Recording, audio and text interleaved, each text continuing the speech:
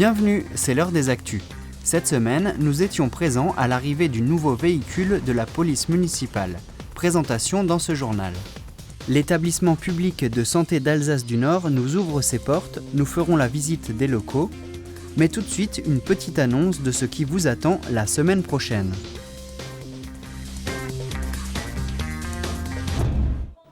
Dans les semaines à venir, nous vous proposerons une série de reportages sur la fête protestante en Alsace du Nord. Concerts, théâtres, sports et conférences, nous aborderons les thématiques du rassemblement Viens, Voix et Vie.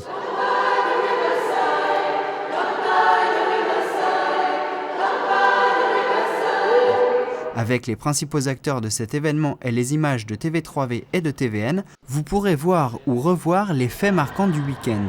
Le festival Viens, Voix et Vie, c'est à partir de la semaine prochaine dans Actu 3V.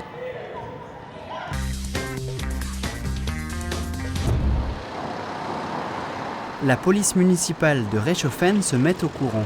En effet, un véhicule électrique a été mis en service à la fin du mois d'octobre. Voici ses premiers tours de roue.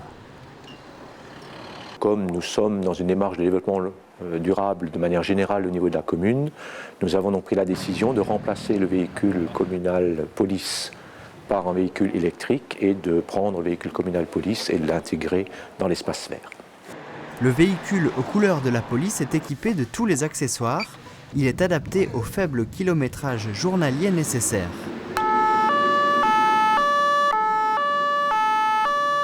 Aujourd'hui, le parc automobile électrique n'est pas très développé, ce sont des petits véhicules.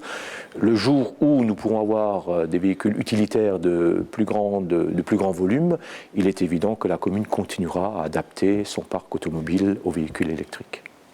Donc Z2 comme zéro émission. Pour la recharger, c'est très simple.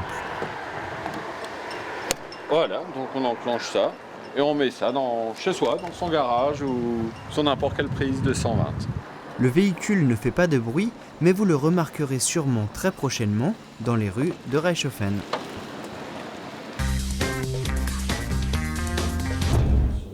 Rattaché au centre de Brumat, le pôle de pédopsychiatrie accueille les enfants ayant un trouble du comportement, de la personnalité ou des problèmes plus importants à Niederbronn-les-Bains.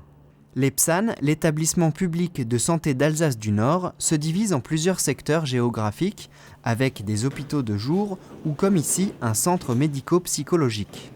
Nous avons une équipe pluriprofessionnelle qui comprend des psychiatres, des psychologues, des infirmiers, des éducateurs de jeunes enfants, bref, une équipe de soignants pluriprofessionnels qui a pour mission d'assurer la prévention, les soins et le suivi des soins d'une population d'environ 54 000 enfants de 0 à 16 ans, mais en fait ça fait à peu près, on dira, 230 000 habitants, du nord de l'Alsace, pour être très simple, depuis Brumat, en passant par Haguenau, Niederbronn, jusqu'au col du Pigeonnier pratiquement, et puis la frontière, l'Alsace-Bossus, Saverne. L'intérêt d'une antenne locale est de faciliter l'accès aux soins et de soigner les patients dans leur environnement pour éviter une désociabilisation. Les lieux prêtés par la commune sont adaptés avec une salle de réunion, une salle d'attente et une salle de consultation. La consultation en pédopsychiatrie a été, depuis une dizaine d'années, c'est énormément dédramatisé. On consulte facilement. Alors, certains pourraient dire trop facilement. Moi, je ne trouve pas. On consulte quand on est très inquiet. Si à la sortie de la consultation, on est rassuré qu'il n'y a pas lieu de continuer, eh bien, tant mieux. C'est aussi ça. Faire une consultation de pédopsychiatrie, c'est aussi dire aux gens, mais il n'y a pas de problème médical, il n'y a pas un problème psychiatrique derrière, il n'y a pas un problème psychologique. Les consultations pédopsychiatres ont lieu le lundi après-midi et 3 fois par semaine, une psychologue se déplace à Niederbronn-les-Bains pour suivre les enfants individuellement ou en groupe.